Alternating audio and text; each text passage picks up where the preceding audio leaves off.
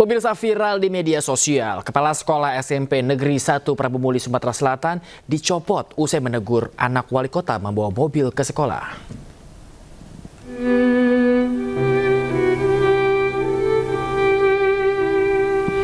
Potongan video memperlihatkan murid SMPN 1 Prabu Muli, Sumatera Selatan menangis setelah mengetahui kepala sekolah mereka, Roni Ardiansyah, dicopot dari jabatan. Pencopotan secara mendadak ini diduga karena sebelumnya menegur anak wali kota Prabu Muli yang membawa mobil sekolah. Pencopotan Roni mendapatkan banyak kritikan dari masyarakat yang menyayangkan sikap arogan wali kota. Pejabat pelaksana tugas PLT Dinas Pendidikan Kota Prabu Muli, A. Darmadi, mengatakan Roni Ardiansyah hanya dimutasi dan tidak ada sangkut pautnya dengan perkara anak wali kota.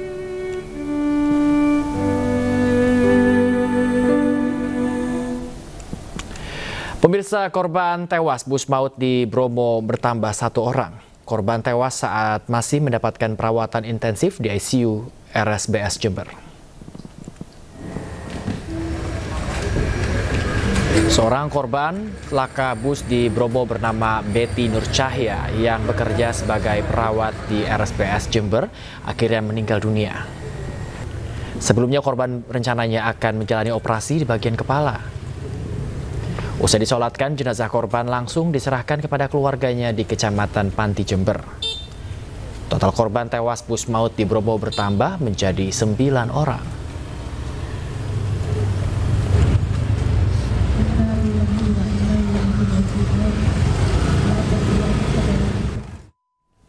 Usai kebakaran yang terjadi dan merenggut 1 nyawa di Candi Sari, Semarang, pemerintah setempat menyalurkan sejumlah bantuan. Dengan bantuan ini diharapkan hidup korban dapat berangsur kembali seperti sedia kala.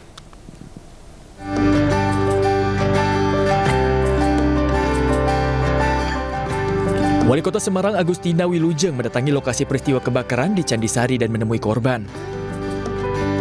Kedatangan Agustina dimaksudkan untuk menyampaikan rasa dukanya sekaligus memberikan dukungan agar korban dapat bangkit kembali.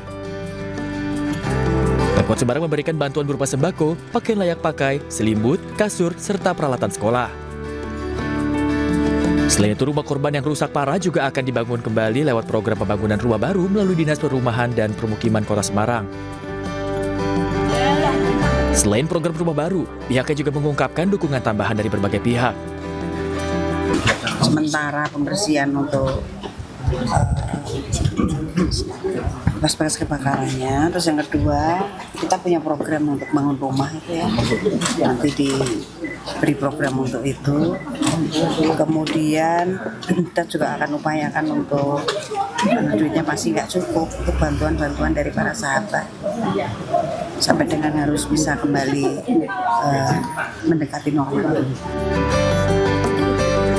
Sebelumnya kebakaran terjadi pada Sabtu 13 September lalu di Candi Sari dan menewaskan 1 orang pemilik rumah. Selain menyampaikan bantuannya, Pemkot Semarang juga mengimbau masyarakat untuk waspada agar kejadian serupa tidak terjadi kembali.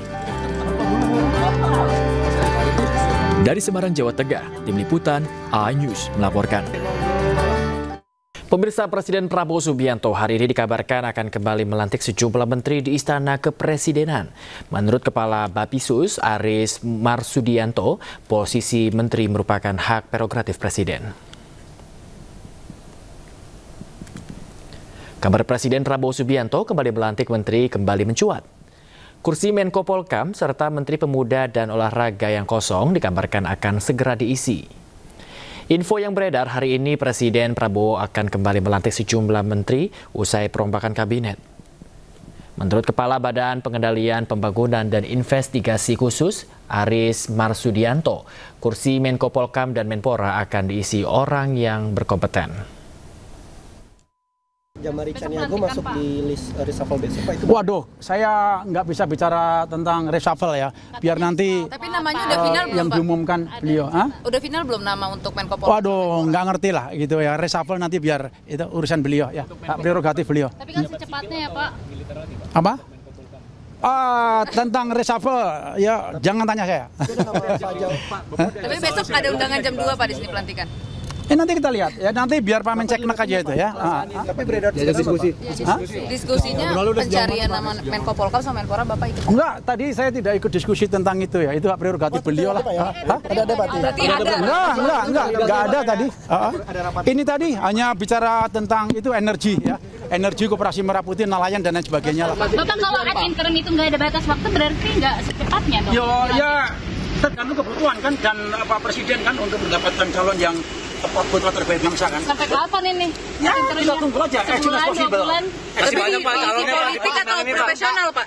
Diisi oleh orang politik atau profesional? Pasti orang yang purnawirawan ya, Pak? kompeten lah. Oke. Kepala Bappisus Aris Marsudianto buka suara terkait isu Cawapres pada Pilpres 2024 akan bergabung dengan Kabinet Merah Putih. Sebelumnya ramai di medsos sosok Mahfud MD diisukan akan menduduki kursi kosong Menko Polkam.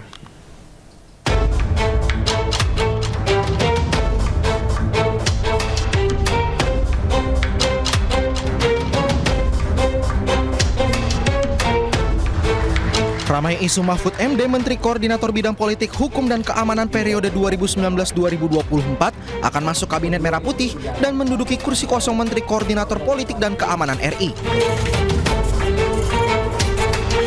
Isu itu muncul dari unggahan di media sosial X atau yang sebelumnya dikenal Twitter dari akun @PaulJokesID yang menulis info terkini sepertinya bakal ada Cawapres 2024 yang akan bergabung kabinet.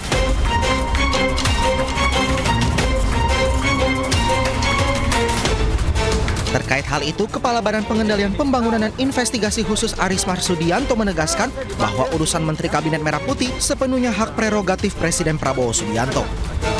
Nantilah, itu urusan Kan cuma ada Pak Mahfud berarti ya Pak? Karena kan Caimin kan udah masuk kabinet. Nah ini gimana nih Pak Mahfud ini Pak? Kabinet kan hak prerogatif Pak Presiden ya, saya nggak bisa menyampaikan dulu. Kabarnya ini ada pelantikan Ya nanti kita lihat aja. Ya, nanti kita lihat. Nanti setelah selesai lah ya. Nanti setelah selesai baru enak. Kan kursinya juga yang kosong Menko Polkam. Nah ini melihat sosok Pak Mahfud gimana? Nanti akan dicari putra terbaik lah oleh Pak Presiden pasti ya. Beliau akan mencari putra terbaik bangsa tanpa pandang bulu. Siapapun dari mana asalnya. Sementara itu saat ditanya apakah Kepala Bappisus sempat diajak berbicara mengenai sosok calon Menko Polkam, Aris hanya mengiyakan namun tetap tidak merinci lebih jauh. Di Jakarta, Tim Liputan iNews melaporkan. Pemirsa, warga menghakimi seorang penjamret di kawasan Tambora, Jakarta Barat. Pelaku kedapatan merampas ponsel dari seorang pejalan kaki.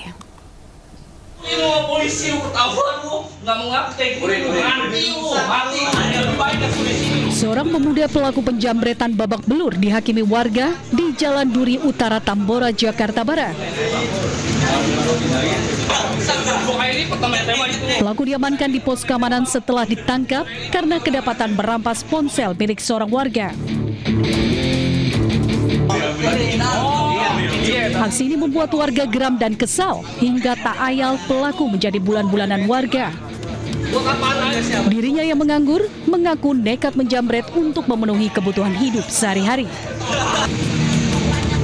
Petugas kepolisian dari unit Reskrim Polsek Tambora yang datang ke lokasi langsung menggelandang pelaku ke kantor polisi untuk menjalani pemeriksaan.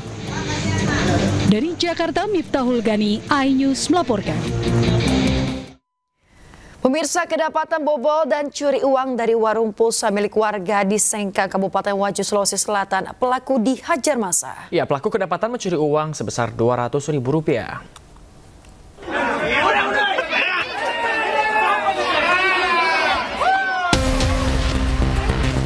Kepergok mencuri, RN 45 tahun babak belur diamuk warga di Sengkang, Kabupaten Wajo, Sulawesi Selatan.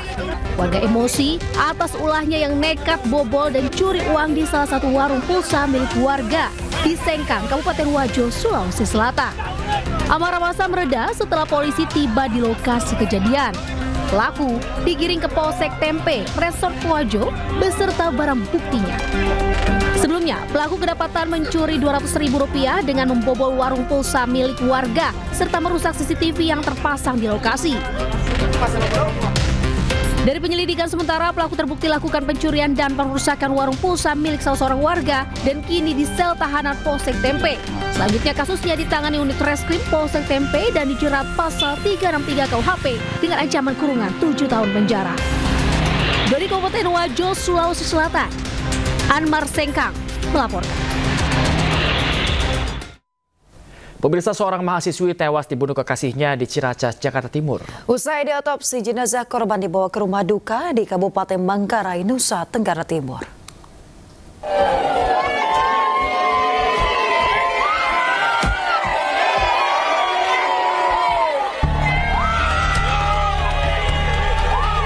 Isak tangis mewarnai prosesi penyemayaman jenazah Irna Kulata Murni, seorang mahasiswi yang tewas di kosannya di wilayah Ciracas, Jakarta Timur.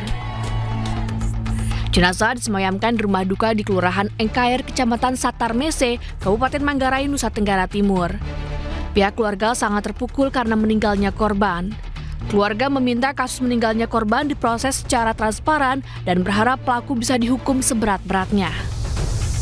Ya tentu ini menyisakan luka yang sangat mendalam ya. Dan harapannya itu ya kami akan menempuh jalur hukum ya.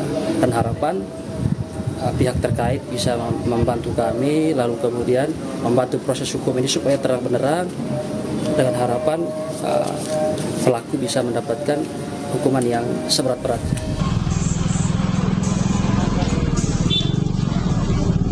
Sebelumnya, korban yang merupakan mahasiswi berusia 23 tahun ditemukan tewas di dalam kosannya di kawasan Susukan, Ciracas, Jakarta Timur. Korban diduga dianiaya hingga meninggal dunia oleh kekasihnya berinisial FF yang masih berusia 16 tahun.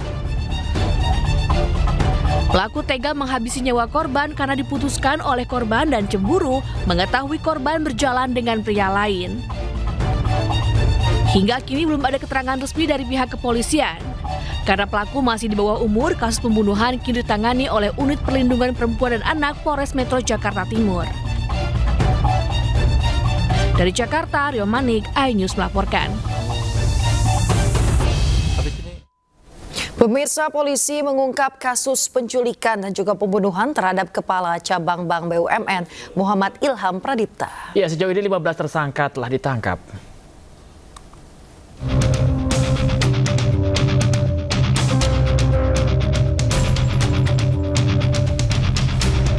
Direktur Reserse Kriminal Umum Kombes Pol Wira Satya Triputra mengungkap 15 peran tersangka. Polisi menyebut motif para pelaku utama berencana melakukan pemindahan dana dari rekening dorman ke rekening penampungan. Dari ke-15 tersangka terbagi menjadi 4 tim atau klaster yang masing-masing memiliki peran tersendiri. Disebutkan tim atau klaster pertama merupakan otak penculikan. Kini polisi masih memburu 1 tersangka lagi, yakni EG yang kini ditetapkan sebagai DPO. Selanjutnya, tim gabungan dari Subdit Resmob dan Jatan Ras setelah melakukan serangkaian penyelidikan dan pendalaman dengan mengumpulkan keterangan saksi-saksi maupun alat bukti yang ada, alhamdulillah akhirnya kami berhasil mengamankan sebanyak 15 orang tersangka.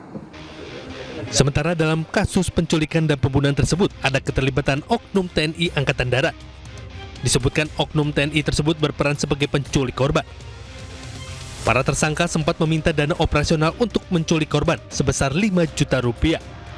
Selain 15 tersangka, polisi juga menampilkan beberapa barang bukti yang berhasil diamankan. Tim Liputan iNews melaporkan. Pemirsa, dan Pomdam Jaya Kolonel CPM Doni Agus Priyono mengungkap 2 oknum TNI Kopda FH dan SERKN diberikan uang sebesar 100 juta rupiah untuk menculik Kepala Cabang Bank BUMN. 5 juta telah diberikan di awal pemirsa dan 95 juta sisanya untuk operasional tim penculik kaca bank. Pada hari Rabu, tanggal 20 Agustus, SERKN bertemu dengan saudara JP di salah satu bank swasta di wilayah Jakarta Timur. Saat itu, saudara JP menyerahkan sejumlah uang tunai sebanyak 95 juta rupiah yang akan digunakan untuk kegiatan tersebut. Selanjutnya, setelah diterima oleh SERKN, uang tersebut dibawa dan diberikan kepada Kopda F di sebuah kafe di wilayah Rawamangun. Kemudian setelah Kopda F menerima uang, kemudian Kopda F menghubungi saudara EW untuk bertemu di sebuah kafe. Kemudian setelah dihubungi, saudara EW datang bersama dengan 4 orang lainnya dengan inisial saudara AT, saudara JR, saudara RA, dan saudara. Pemirsa, polisi tangkap 5 pemuda di Klaten, Jawa Tengah yang terlibat aksi teror dengan melakukan penganiayaan di 2 lokasi berbeda. Ya, sementara di Denpasar, Bali, penganiayaan terjadi antara penghuni indekos.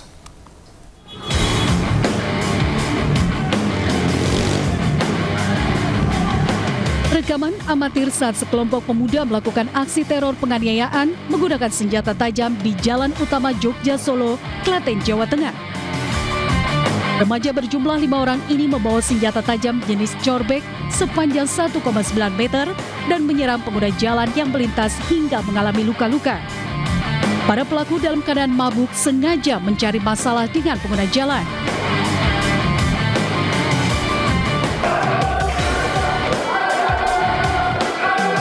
Aksi penganiayaan terjadi di sebuah indekos di Jalan Glagor, Indah Pemogan, Denpasar Selatan. Akibatnya korban mengalami luka di bagian punggung karena sabetan senjata tajam. Hingga kini, motif dan identitas pelaku maupun korban belum sepenuhnya diketahui. Tim Liputan iNews melaporkan.